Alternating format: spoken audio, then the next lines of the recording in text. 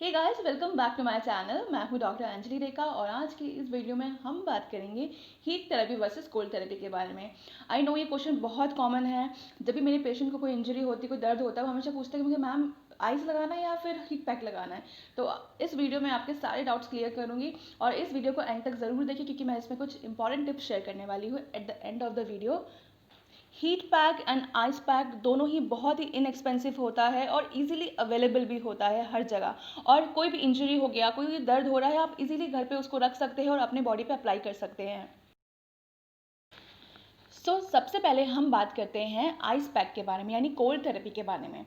जब भी कोई इंजरी होती है यानी कोई रिसेंट इंजरी यानी कि अक्यूट कंडीशंस, उसमें आइस पैक लगाया जाता है। सपोज आप कुछ काम कर रहे हैं, आप खेलने गए हैं, आप गिर गए, तो आपका एंकल स्प्रेन हो गया, तो ऐसी कंडीशन में आपका फर्स्ट स्टेप होना चाहिए आइस। तो स्टार्टिंग 48 आवर्स में आपको आइस ही लगाना होता है। अगर आप उसमें हीट लगाएंगे तो आपकी इंजरी जो है उसमें इन्फ्लेमेशन, दर्द वगैरह बढ़ जाएगा। आइस पैक काम कैसे करता है? जब आपको चोट लगी तो उस एरिया में आइस लगाने की वजह से जो सर्कुलेशन होता है, ब्लड सर्कुलेशन, वो कम हो जाता है, जिसकी वजह से जो इन्फ्लेमेशन होता है यानी रेडनेस, स्वेलिंग वगैरह वो कम हो जाती है और उसके वजह से दर्द नहीं होता है। ये जो टिश्यूज़ में होने वाली स्वेलिंग है उसको कम कर देता है। ये बेसिकली एक एनेस्थेसिया के जैसे काम करता है जो टिश्यूज़ को सुन कर देता है ताकि इन्फ्लेमेशन, स्वेलिंग ना हो। आइस पैक के बेनिफिट्स क्या है यानी किन किन कंडीशन में ये हेल्प करता है? आइस पैक कोई भी ऐसी कंडीशन जिसमें आपको चोट लगी है, इंजरीज हुई है, कोई रिसेंट इंजरीज, स्प्रेन वगैरह, उन सब कंडीशन में ये बहुत अच्छा रोल प्ले करता है। यानी अगर आप कोई खेलते खेलते गिर गए या फिर आपको किसी काम की वजह से एकदम चोट लग गई, दर्द हो रहा है, तो उन सब कंडीशन में आप आइस पैक अप्लाई कर सकते हैं। आइस पैक बहुत तरह के होते हैं, स्पेशली जैसे कि आप मेडिकल शॉप से एक आइस पैक ले सकते हैं, आप उसको फ्रीज़र में रख दीजिए और जब भी आपको कोई कंडीशन हो, कोई दर्द हो, तो आप उसमें अप्लाई कर सकते हैं। उसी तरह से आप किसी मग में आप ठंडा पानी लीजिए। अगर आपके हाथों में दर्द हो रहा है या फिर पैरों में दर्द हो रहा है तो आप उस टब में ठंडे पानी को डाल के अपना पैर डिप कर सकते हैं। तो इस तरह से भी आप आइस पैक यूज़ कर सकते हैं। हीट थेरेपी यानी कि ऐसे कंडीशन में हमें यूज़ करना होता है जिसको बहुत लंबे टाइम से दर्द हो रहा है और बॉडी स्टिफ हो रखी है, तो उन कंडीशन में हमें हीट थेरेपी यूज़ करनी चाहिए। यानी क्रोनिक कंडीशन जिसको 6 हफ्ते से ज़्यादा हो गया। जब हम हीट थेरेपी यूज़ करते हैं तो उससे जो हमारे बॉडी में जो ब्लड सर्कुलेशन है वो बहुत अच्छा हो जाता है, जिसके वजह से मसल्स टिश्यूज लूज़ हो जाते हैं एंड वो हमारे मसल्स को रिलैक्स कर देता है, जिसके वजह से आपको बहुत रिलीफ मिलता है और एक तरह का वार्म अप होता है वो। तो हमारे बॉडी में छोटे छोटे ब्लड वेसल्स होते हैं, वो उसको स्टिमुलेट करता है और उससे ब्लड सर्कुलेशन हमारी बॉडी में अच्छा होता है। यानी अगर बॉडी में ब्लड सर्कुलेशन अच्छा होगा तो वहाँ पर हेल्दी न्यूट्रिएंट्स वगैरह पहुँचेंगे, जिसके वजह से हमारे हमारे जो मसल की जो फंक्शन है वो और ज़्यादा अच्छी हो जाती है। क्रोनिक कंडीशंस जो होते हैं जैसे कि अर्थराइटिस हो गया, लंबे समय से लोअर बैक पेन, कमर का दर्द, कंधे का दर्द जो होता है, इन सब कंडीशंस में हीट थेरेपी बहुत अच्छा रोल प्ले करता है।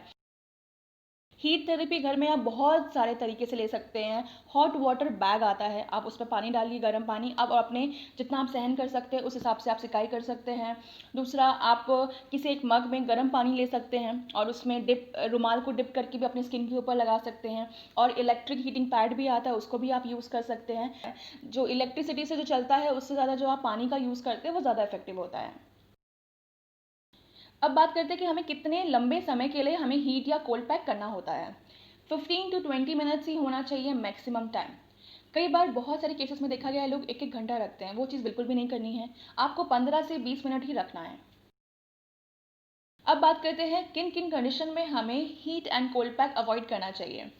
नंबर वन, जो लोग बहुत ही इनसेंसिटिव होते हैं, जिनको स्किन सेंसेशन ही नहीं होती, यानी कि अगर आपने उनके ऊपर ठंडा रखा या कोल्ड पैक रखा तो उनको समझ ही नहीं आ रहा है कि कितना ठंडा है और कितना गर्म है। तो ऐसे कंडीशन में अगर आप रख के छोड़ देंगे तो उनको बर्न कंडीशन हो सकती है, स्किन वो जल सकती है, रेड हो सकता है। तो उन कंडीशन में आपको अवॉइड करना है। और दूसरी कंडीशन, जिनकी हाथों में कट्स हो या बॉडी में कट्स हो, कोई चोट लगी हो, तो वो जो वूंड है वो ओपन हो, तो उस कंडीशन में नहीं लगाना है। और जिन लोगों को कोई न्यूरोलॉजिकल कंडीशन है, जो हीट या कोल्ड सहन ही नहीं कर सकते हैं, तो उनको भी अवॉइड करना चाहिए। अब बात करते हैं इम्पॉर्टेंट पॉइंट्स की जो आपको ध्यान रखना है जब भी आप cold pack and heat pack use करें। सबसे पहली बात, जब भी आप हीट पैक या कोल्ड पैक यूज़ करें, आपको डायरेक्टली स्किन के ऊपर नहीं रखना है। सपोज़ आपने कोल्ड पैक अपने स्किन के ऊपर रखा डायरेक्टली, तो वो बर्न हो सकता है। तो उसको आप एक कपड़े से लपेट लीजिए, हल्के पतले रुमाल, दुपट्टा जो भी आपके घर पे हो, उससे लपेट के ही स्किन के कॉन्टैक्ट में रखिए। बेसिकली एक कोल्ड पैक या हीट पैक के बीच में और आपकी स्किन के बीच में एक कपड़े की लेयर होनी चाहिए। दूसरी बात, बहुत ज़्यादा कंडीशन में देखा गया है, किसी को चोट लगती है तो लोग गरम तेल की मालिश कर लेते हैं और उसमें या फिर गरम सेक लगा देते हैं। तो कोई भी इंजरी होती है, कभी भी आपको चोट लगी, तो कभी भी उसमें हीट नहीं लगाना है। उससे आपकी स्वेलिंग बढ़ जाएगी, इन्फ्लेमेशन बढ़ जाएगा और इसकी वजह से दर्द होने लगेगा। तो सबसे पहले आपका स्टेप होना चाहिए आइस का। जब भी आप कोल्ड या हीट पैक यूज़ करें तो उसको लगा के बिल्कुल भी आपको सोना नहीं है। लोग रात भर सो जाते हैं एंड सुबह उठते तो वो एरिया रेड हो जाता है। किसी किसी का तो इतने टाइम से कर दे कि वो ब्लैक हो चुका होता है। तो वो आपकी स्किन के लिए अच्छा नहीं है। ओवर यूज़ कोई भी चीज़ को करेंगे तो वो नुकसान ही पहुँचाएगा आपको। और एक और बोनस टिप, जब भी आप कोई एक्टिविटीज़ में पार्टिसिपेट करते हैं, कोई स्पोर्ट्स एक्टिविटी में पार्टिसिपेट करते हैं, उससे पहले आप वार्म शावर लेके जाइए। आप खुद बहुत रिलैक्स फील करेंगे और ज़्यादा फोकस्ड फील करेंगे। यानी कि जैसे एक वार्म अप थेरेपी होती है, वो उस तरह से एक प्ले करता है। यानी आप ज़्यादा लाइक फ्रेश फील करते हैं एंड आपके मसल्स भी ओपन होते हैं, जिससे आपकी बॉडी की फ्लेक्सिबिलिटी बहुत अच्छी होती है और जो जॉइंट्स के जो रेंज ऑफ मोशन होता है वो भी बहुत अच्छा होता है। अब सबसे इम्पॉर्टेंट बात, कोई भी कंडीशन हो, उसमें आइस एंड हीट पैक आपके लिए एक टेम्परेरी रिलीफ है। यानी वो आपका सल्यूशन नहीं है। वो आपको एक कंफर्ट दे रहा है उस टाइम के लिए। बट अगर वो टाइम निकल जाने के बाद 3-4 दिन के बाद भी अगर आपको कंटिन्यूसली पेन हो ही रहा है, कम नहीं हो रहा है, तो अपने नियर बाय डॉक्टर प्रैक्टिशनर के पास ज़रूर जाएँ, उनसे मिलिए और अपनी कंडीशन के बारे में उनसे कंसल्ट करिए। मैंने देखा है बहुत सारी कंडीशन में लोग महीने-महीने घर पे ही हीट पैक, कोल्ड पैक करते रहते हैं। तो उससे क्या होता है, वो एक टेम्परेरी रिलीफ है। जब तक आपने किया तब तक आपको अच्छा लगेगा, उसके बाद क्या?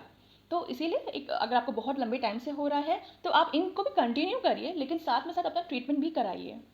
आई होप इस वीडियो से आपको समझ में आ गया होगा कि कब हमें आइस पैक करना है और कब हमें हीट पैक करना है। ऐसे और वीडियोस के लिए, health tips, physiotherapy, exercise and recipes के लिए मेरे चैनल को सब्सक्राइब करना ना भूलें। Thank you so much for watching और इस वीडियो को ज़्यादा से ज़्यादा लोगों के साथ शेयर करिए, ताकि उनको भी पता चले कि heat pack and cold pack में क्या डिफरेंस होता है और हमें कब इसका यूज़ करना होता है।